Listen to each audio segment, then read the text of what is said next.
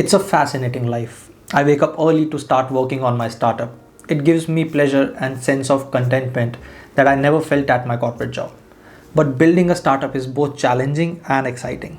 I have a good network of friends who are also working on their startups. Most agree that the challenges they face at different stages of startup process are very similar. You too are likely to have struggled with one or more of these issues if your startup is less than a year old. Hello everyone, welcome back to All About Entrepreneurship.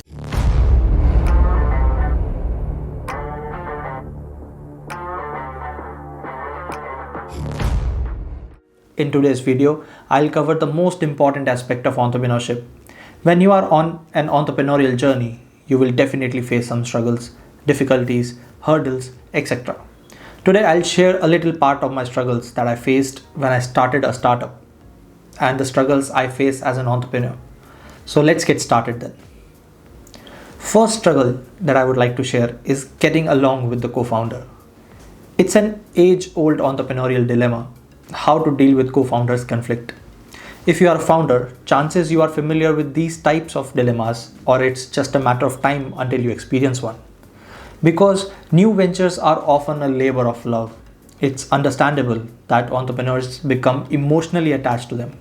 This attachment can produce a great success, but it can also lead to the demise of a business. In fact, team and co-founder conflicts are third most common reason that startups fail. Right up there next to financial problems and a lack of market need. And while you might assume that two heads are better than one, more resource, more human capital, more access to financial capital, and bigger networks, there's also friction that occurs. So some founders choose to go at it alone. Others need a founding team to operate. If you're the latter, knowing how to engage in a conflict is essential to surviving and thriving as a startup. It's natural to think that the best case scenario is to minimize all conflict, but that's not necessarily true. Successful startups are run by founders who aren't afraid of conflict and have learned to embrace it. In fact, in order to have a healthy and functioning business relationship, you need to learn how to argue and how to come up with a solution that you both can live with. Second challenge, hiring the right people. Another challenge startup founders will face is problems and inconsistencies with the team. As more jobs go remote, finding the best people to join your company is only going to get more challenging. If the cooperation between the team fails, so will the startup. And it's not just about hiring the right people, it's about hiring the right people at the right time. Sometimes there may be a lack of specialist skills for a technical implementation of a product. Other times, there's lack of CMO who acts as an interface between management, marketing, and sales department.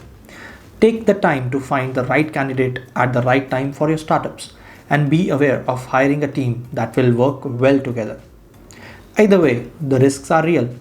Hire someone who's overqualified for position or otherwise an ill fit for your company's culture, and they might soon leave you back at step 1. Nearly half of all new hires fail to make it to 18 months. On the other hand, hire someone who's underqualified and you might be wishing they leave. Bad hires have the potential to degrade workplace morale, negatively affect the productivity of others, drain resources, and hurt the organization's reputation, cost you revenue, and more. With more organizations shifting to a dispersed or partially dispersed workplace with more positions operating remotely, hiring process is only going to become harder as the lack of face-to-face interaction may limit your ability to evaluate candidates in person. You must be thinking that I may have been hiring a great team, but it's again a challenge for me and you'll only learn while you'll make mistakes. Struggle number 3, time management. Managing time is the biggest struggle faced by an entrepreneur. Being able to effectively manage your time is crucial when launching a startup. Startup founders have to wear so many hats that it's easy to become distracted and set your focus in the wrong areas. Planning is vital as it will keep you on track and focused on your company goals. Dedicate a set amount of time each week to reflect on the areas of your health that needs attention and use time management platforms or outsource specific tasks to better monitor your time. You must prioritize time management. That's because you have to own every part of their business. You must understand which task should come first, how much time to allocate to each task, and how and what to delegate to others in the business to efficiently move it towards. It's always important to prioritize time management among all the team members. In this case, you must lead by example. When you prioritize time management in the leading team, it provides a compelling reason and a guide to emulate. In this process, everyone's focus on time management improves the entire company's efficiency and effectiveness. Next one is budgeting. It can feel hectic calculating income and expenditures and setting budgets on each month, but doing this will give you an idea of progress of your health and the amount of money you should be investing into it.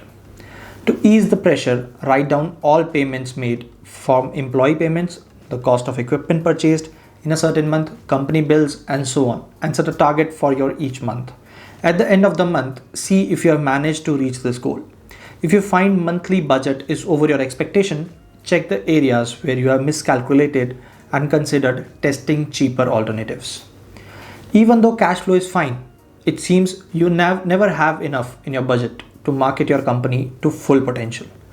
Nearly every entrepreneurial struggle with their budget at one point or the other. The key is to prioritize your marketing efforts with efficiency in mind, spend your money where it works, and reserve the rest for operating expenses and experimenting with other marketing methods.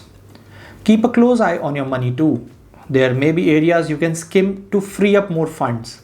Unless an expense is absolutely critical to your business or represents an investment with an expected return, cut it. In fact, do this exercise. See how lean you can run your business. Next part is finding your customers. Finding customers isn't just limited to small businesses. Every business in the world, including Apple and Nike, at some point would have to acquire customers. Obviously, it gets a whole lot easier once you become a household name.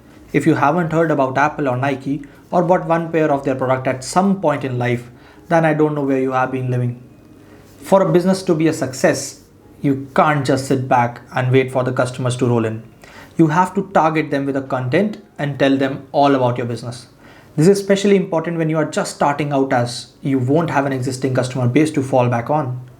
This is also where brand awareness comes into play.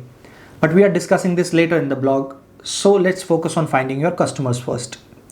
What makes this particular startup challenge even more challenging is that there are so many customer acquisition channels to choose from. As such, which channels do you prioritize to ensure you reach the most amount of people? Should you plug more money into PPC or hire another content writer to grow traffic organically? Acquisition costs can also be incredibly high, and startup business might not have the same level of budget as established businesses. This can make it difficult to get your feet off the ground, as you need to get your company to be in front of your audience to make them invest in you. The last one, how to solve the problem. First and foremost, you need to know where your customers are. You won't know how to find them if you don't know what you are looking for. This involves really drilling down into your ideal customers and thinking about the type of customer you want to invest in your business. This includes things such as their age, gender, location, income, hobbies, interest, marital status, and much more. If you haven't considered those things, then you need to start. Without knowing these characteristics first, you can't start positioning your product or service in the right way. Your ideal customer influences every single part of your marketing strategy, from the language you use to the price point to channels you use for distribution. You need to know how to get your product or service in front of the right person, and that starts by defining who they are. So that is it for today's video. Thank you for your time, and I hope this video has provided you the knowledge and value that helps in your entrepreneurial journey. If you have reached to this point and liked this video, so give a upvote to this video, share this video to your community, comment your opinions, and let me know the topics you would like to see in the upcoming weeks. And don't forget to subscribe to the channel. Also, keep all notifications on by pressing the bell icon.